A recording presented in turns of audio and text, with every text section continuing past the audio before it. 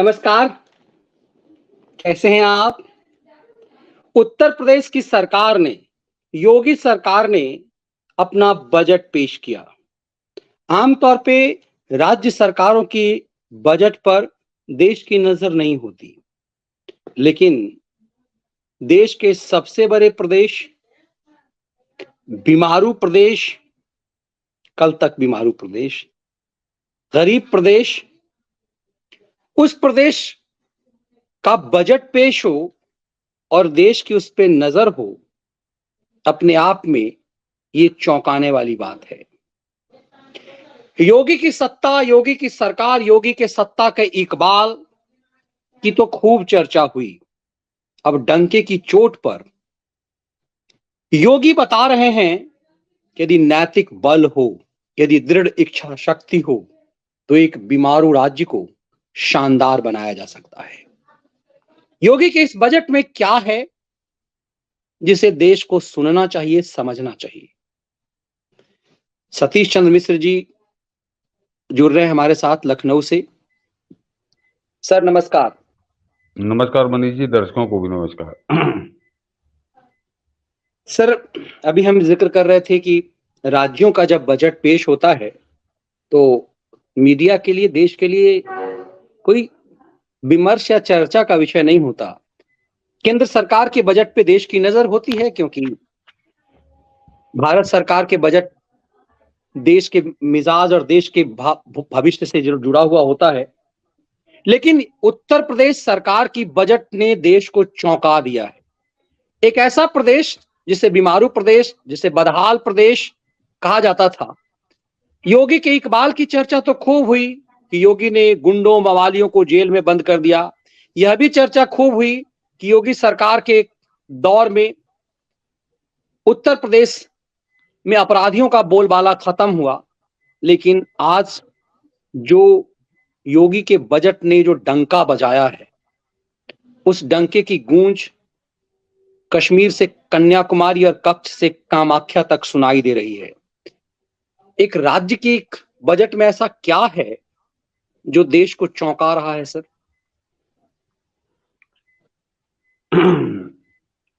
वो मनीष जी इसलिए चौंका रहा है क्योंकि आज से 5 साल पहले यूपी से कोई उम्मीद नहीं करता था। पूरे देश कायदे से देश जो है, देश के ऊपर एक बोझ की तरह था यूपी। यूपी के आप गणना बीमारू राज्य में, पिछड़े हुए राज्यों में 27वें 28वें रैंक पे हुआ करता था। इन्वेस्टमेंट नाम की चिड़िया यहाँ नहीं हुआ करती थी। तो अभी दरअसल चौंका तो दिया था कुछ दिन पहले जो हुई इन्वेस्टर समिति ने कि 33.5 लाख करोड़ का बजट तो इन्वेस्टमेंट उत्तर प्रदेश आया था। तो दुनिया के लिए यही चौंकाने वाली बात थी। वो इसलिए चौंकाने वाली बात है कि इससे 5 साल पहले जब सन 2018 में जो इन्वेस्टर समिट की थी, बड़ी धूमधाम से की थी, उसमें मनीष जी 5 ही लाख करोड़ का इन्वेस्टमेंट आया था। और 5 साल बाद जब की तो दुनिया ने देखा कि वो 6 गुना हो गया, 6.5 गुना ज्यादा इन्वेस्टमेंट आया। तो ये पिछले 5 साल जो थे मनीष जी विश्वास के थे, लोगों को विश्वास हुआ, आम जनता को विश्वास हुआ, तो उसने चुनाव में वापस किया और उद्योगपतियों को विश्वास हुआ। हम लोगों ने उस दिन जब इन्वेस्टमेंट पे बात की थी, बताया था कि 5-5.5 लाख करोड़ का इन्वेस्टमेंट आया है और परियोजनाएं उत्तर प्रदेश में 9.5 लाख करोड़ की चल रही। तो उद्योगपतियों को लगा कि वो जो ईज ऑफ डूइंग बिजनेस में शायद दूसरा नंबर हो गया है यूपी का, तो वो खाली कागजों पे नहीं हुआ बनी, वो जो है वो जमीन पे उतरा है और उसका परिणाम यह है। और उत्तर प्रदेश को अपने पिछले ही कार्यकाल में, मतलब 5 साल जो पिछले थे, कि देश में सबसे ज्यादा एक्सप्रेसवे वाला राज्य वो बन चुका था। और आज का बजट जो है वो बता रहा है कि कुछ ही महीनों बाद या इस साल पूरा होते होते उत्तर प्रदेश में 20 ऑपरेशनल हवाई अड्डे होंगे बनी जी, 20 ऑपरेशनल एयरपोर्ट। जरा सोचिए, आपके एक राज्य के अंदर 20 ऑपरेशनल एयरपोर्ट होना कितनी बड़ी बात है। जैसे आपके यहाँ बिहार से अगर तुलना करें तो बिहार में शायद 5 है, उनमें 5 में भी 2 ही काम कर रहे हैं, गया और पटना। गया भी सर नाम के लिए इंटरनेशनल एयरपोर्ट कर दिया है। वो सिर्फ बोध गया कारण, मतलब एक आप चालू यदि कह लीजिए तो पटना है और दरभंगा है, दूसरा दरभंगा, जो दरभंगा आजादी से पहले एयरपोर्ट हुआ करता था, जब देश में बहुत कम था तब से था, वो हाल में शुरू हुआ दरभंगा, वरना उसके अलावा बिहार में कोई दूसरा एयरपोर्ट नहीं। गया को आप काउंट नहीं करें, गया इंटरनेशनल एयरपोर्ट कहने के लिए है, वो जापान और वो बुद्धिस्टों के लिए, वो विशेषकर आम आदमी के लिए नहीं है गया। एक्सप्रेस वे मेरे ख्याल से है ही नहीं अभी बिहार में। बिल्कुल नहीं। राज्य सरकार वो को एक एक्सप्रेस वे है ही नहीं। बिल्कुल नहीं है। यूपी पिछले 5 साल में देश के सबसे ज्यादा एक्सप्रेस वे वाला राज्य बन चुका है। और जो आज का जो बजट है उसमें और ये संख्या बढ़ने जा रही है। तो इसलिए लोगों की निगाह थी। और दूसरे, जो नरेंद्र मोदी ने एक लक्ष्य निर्धारित किया कि 5 ट्रिलियन की इकोनॉमी बनाना है इस देश को। तो उसमें क्योंकि सबसे बड़ा प्रदेश है उत्तर प्रदेश, और अभी तक मैंने कहा ना 5 साल पहले तक उसकी कोई भूमिका नहीं होती थी। वो एक बोझा होता था, टांग खींचने का काम करता था। वो क्यों होता था वो भी दर्शकों को बताऊंगा, वो आनंद आएगा। कि वो अब नरेंद्र मोदी की भी निगाह उत्तर प्रदेश से है कि यहाँ से हमको बल मिलेगा। और योगी बाबा ने उसकी 20% जिम्मेदारी ले ली कि 1 ट्रिलियन की इकोनॉमी उत्तर प्रदेश को हम बनाएंगे। बहुत बड़ा लक्ष्य है मनीष जी, एवरेस्ट के जैसा लक्ष्य है। लेकिन अभी की जो रफ्तार है वो बता रही है कि संभवतः वो लक्ष्य उत्तर प्रदेश पा लेगा 1 ट्रिलियन इकोनॉमी का। क्योंकि ये दर्शक ये जान लें कि जब अखिलेश यादव विदा हुए थे उत्तर प्रदेश की सत्ता से, तो 3 लाख 3.25 लाख करोड़ के बीच का बजट था। और उसमें से भी वो केवल कागजों का बजट था। इसलिए बता रहा हूँ कि करीब 45,000 करोड़ रुपए तो खर्च ही नहीं हुए थे। तो थे ही नहीं तो खर्च कहाँ से होते। तो वो घटा दीजिए। और उसके अलावा मनीष जी, एक सीएजी की रिपोर्ट आई थी, उस पर अभी मैं बाद में जिक्र करूंगा कि वो 5 साल के दौरान करीब करीब 94,000 करोड़ रुपए बनी। 97,000 करोड़ रुपए आखिरी के जो 3 साल थे, 2014 से 2017, उसमें वो काम तो कागज पे हुए, लेकिन वो कहीं उनका कोई यूटिलाइजेशन सर्टिफिकेट यूपी गवर्नमेंट के पास नहीं था। तो अगर आप 97,000 करोड़ को अगर 3 सालों में बांट दीजिए तो ये होती करीब 32,000 करोड़ रुपए सालाना। तो 45 और 32, ये हो जाता 77,000 करोड़। तो वो जो आखिरी बजट था अखिलेश यादव का, उसमें से आप 77,000 करोड़ घटा दीजिए तो उत्तर प्रदेश की हैसियत 2-2.5 लाख करोड़ के बजट की थी। और उसको आज उन्होंने, जो योगी बाबा ने बजट प्रस्तुत किया है, उसमें 6,90,000 करोड़ का बजट है वो। तो एक तरह से समझिए करीब करीब 3 गुना, 2.5-3 गुना उसको तो उन्होंने 5 साल में उत्तर प्रदेश आगे बढ़ गया। तो और सड़कों, ऊर्जा के क्षेत्र में ये हम लोग असल में कई बातें कह चुके हैं, इसलिए ये वो दोहराव हो जाएगा कि 2017 में जब योगी बाबा आए थे तो आधा उत्तर प्रदेश सूर्यास्त के साथ अंधेरे में डूब जाता था। मतलब 50% में बिजली थी ही नहीं। बिजली बिल्कुल आना जाना छोड़ दीजिए, बिजली थी ही नहीं, कनेक्शन ही नहीं थे आधे घरों में। और जो जिन आधे घरों में थे वहां दुर्दशा बड़ी बुरी थी। लोगों ने टीवी देखा होगा कि कहीं 12 घंटे नहीं आती, कहीं 14 घंटे बिजली नहीं आती। आज की तारीख में 100% बिजली कनेक्शन है सारे घरों में। और बिजली भी रेगुलर आती, क्योंकि एक उपभोक्ता मैं भी हूँ। तो ये परिवर्तन क्योंकि किया, तो वो एक तरह से चौंकाने वाला मनीष जी परिवर्तन था। वो चौंकाने वाला परिवर्तन था। ये कोई उम्मीद नहीं कर रहा था, और खासकर योगी बाबा से बिल्कुल नहीं कर रहा था, क्योंकि इनकी छवि एक भगवाधारी संत की थी। ये था कि ये धर्म आधारित राजनीति करते हैं और इनका विकास और प्रशासन इससे कोई लेना देना है नहीं। तो लोग सशंकित थे। और जाहिर सी बात थी, जो समर्थक थे वो भी सशंकित थे और विरोधी तो खैर आलोचना कर ही रहे थे। तो वो जो 5 साल में करिश्मा दिखाया, लेकिन उसमें मनीष जी 2 फैक्टर हैं। ये जो 5 साल में करिश्मा दिखाया योगी बाबा ने, तो उस वजह से लोग चौंके, उस वजह से लोग चौंके। और अब उम्मीदें लोग करने लगे हैं कि क्या होगा। तो उत्तर प्रदेश के बजट में मैंने कहा 7 लाख करोड़ का बजट है मनीष जी। तो जाहिर सी बात है कि पूरे देश को चौंकाने वाला बजट तो है कि इतनी बड़ी राशि। और इसका एक उदाहरण और दे दूं दर्शकों को, कोई बजट तो मनीष जी 22-24 पन्ने की पूरा डिटेल है, वो पढ़ने लगोगे तो दर्शक बोर हो जाएंगे। तो मैं वो बातें बता रहा हूँ कि ये करिश्मा हुआ क्यों। वो कि जब अखिलेश यादव छोड़ के गए थे उत्तर प्रदेश मनीष जी, तब ये बता रहा हूँ चोरी कैसे रुकी। तो ये उत्तर प्रदेश की छलांग लगी क्यों है। तो मनीष जी, आबकारी का जो टैक्स आता था, आबकारी का जो टैक्स आता था वो 12,000 करोड़ था। 2016-17 आखिरी वर्ष का मैं बता रहा हूँ, शुरुआत कर रही 12,000 करोड़ का आबकारी टैक्स आता था।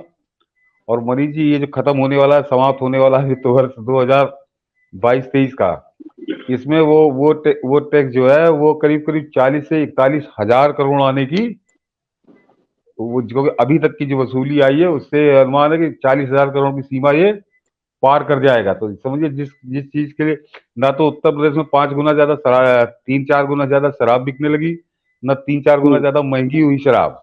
ऐसा नहीं हम्म। कि कोई महंगी हो गई हो या 4 गुना ज्यादा पीने वाले शराबी बढ़ गए हो, ऐसा नहीं है। सीधी सीधी बात है कि वो जो शराब के व्यापारी थे उनके साथ सरकार की मिली भगत और वो लूट हो रही थी। मतलब जितना कागज पे बिकती थी उससे ज्यादा वो नंबर 2 पे क्या गोरख धंधा होता था, वो लंबी कहानी है।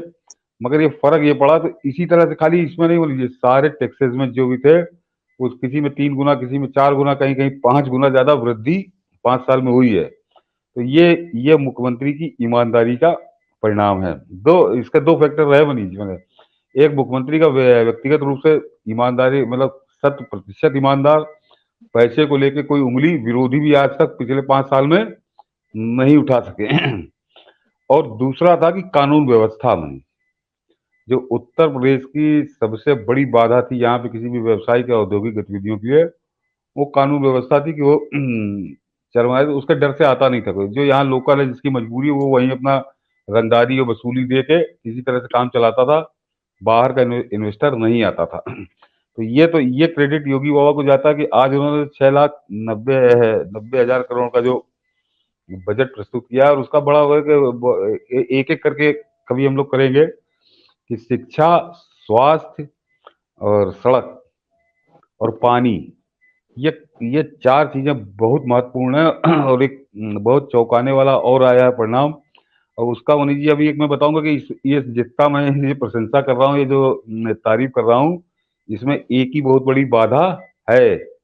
एक बहुत बड़ी बाधा है योगी बाबा के लिए, हम लोग कहते रहे, आज फिर उसको हम्म, दोहराऊंगा, लेकिन पहले बिल्कुल। पहले बता दूं कि 2019 में जल जीवन मिशन शुरू हुआ था मनीष, और 2022 तक उत्तर प्रदेश इस जल जीवन मिशन में 27वें 28वें नंबर पर था।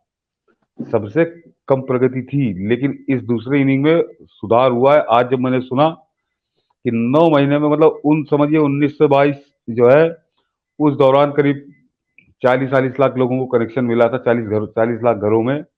और इन 9 महीनों में ही 40 लाख से ज्यादा लोगों, 41 लाख लोगों को कनेक्शन मिला है। तो वो युद्ध स्तर पर वो काम चल रहा था। ये स्थिति है। यूनिवर्सिटी, 5 या 6 नई यूनिवर्सिटियां खुलने जा रही हैं। एमबीबीएस की सीटें 8,500 सीटें चिकित्सा के क्षेत्र में है। ये दर्शक जान लें कि सभी को मालूम है कि योगी बाबा नया सरकारी अस्पताल नहीं, हर जिले में मेडिकल कॉलेज, सरकारी अस्पताल और मेडिकल कॉलेज का अंतर समझिए कि हर जिले में मेडिकल कॉलेज और हर ब्लॉक में सरकारी अस्पताल, जिसको हम जिला अस्पताल हम लोग के यहाँ कहा जाता है, वो हर ब्लॉक में। इस लक्ष्य पे बड़ी तेजी से आगे बढ़ी है, जबकि स्वास्थ्य का बजट बहुत बढ़िया आया है। तो ये चौतरफा विकास का बजट है। और सबसे खास बात, आज दर्शकों ने देखा होगा कि वो बजट प्रस्तुत होने के बाद उत्तर प्रदेश के जो मुख्य विपक्षी नेता हैं उनको कुछ सूझ नहीं रहा है। उनको कुछ सूझ नहीं रहा है। वो एक भ्रामक है, वो जो एक रट्टी रटाई बातें होती है, कुछ भी ठोस आलोचना को मैंने बड़े ध्यान से उन्हीं को सुना कि देखे शायद कोई जो हम लोगों से चूक गई हो, इन्होंने पकड़ी हो। तो किसी के पास कुछ नहीं था। और विपक्ष की प्रतिक्रिया या आलोचना से ज्यादा अखिलेश यादव की शेरवानी चर्चा का विषय बन गई, जो आजम खान को आजम खान को राजनीतिक श्रद्धांजलि देने के लिए आज पहनी थी समाजवादी पार्टी के विधायकों ने आजम आजम खान की याद में। तो वो आज के जो बजट सत्र था, या बजट सत्र का जो दूसरा दिन था, वो समाजवादी पार्टी के लिए बजाय वो बजट सत्र वाला ना होके वो ये आजम खान का स्मृति श्रद्धांजलि कार्यक्रम हो गया था। कि जैसे आजम खान को राजनीतिक श्रद्धांजलि वो लोग दे रहे थे, उनकी याद में सब शेरवानी पहन के आए थे। तो किसी के पास आलोचना कोई उस बजट को लेकर कहीं आलोचना कोई छूटा नहीं है कुछ। वो कुछ सूझ नहीं रहा कि कहें तो क्या कहें। तो ये योगी बाबा का मैंने जो मोटे मोटे जो चीजें बताई कि ये जो सबसे खास बात जो हम लोगों ने अपना थंबनेल दिया कि आने वाले 100 अगले 100 साल का बजट है, उसकी तैयारी है कि हम अगले 100 साल बाद हमें कहाँ पहुंचना है, उन 100 सालों में हमें क्या सफर तय करना है।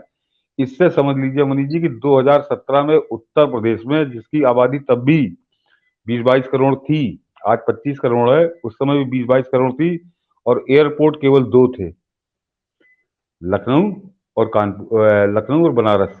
बनारस। बनारस और आने वाले तो 20 होने जा रहे हैं। तो जरा सोचे 10 गुना ज्यादा, उनमें 5 तो इंटरनेशनल एयरपोर्ट। तो ये है कि हम भविष्य का क्या, ये भविष्य का बजट है। इसका लाभ लोगों को तो मिलेगा ही वर्तमान में, लेकिन ये आगे कैसे तरक्की करनी, किस किस रफ्तार से आपको आगे बढ़ना है, क्योंकि काफी पीछे छूट गए हैं, उस बात का ये बजट है। वह मतलब जी 7 लाख करोड़, 6,90,000 यानी 7 लाख करोड़। 7 लाख करोड़ की राशि मायने रखती है। मायने रखती है। तो ये मायने रखती है। तो वो उसके लिए योगी बाबा धन्यवाद के पात्र हैं।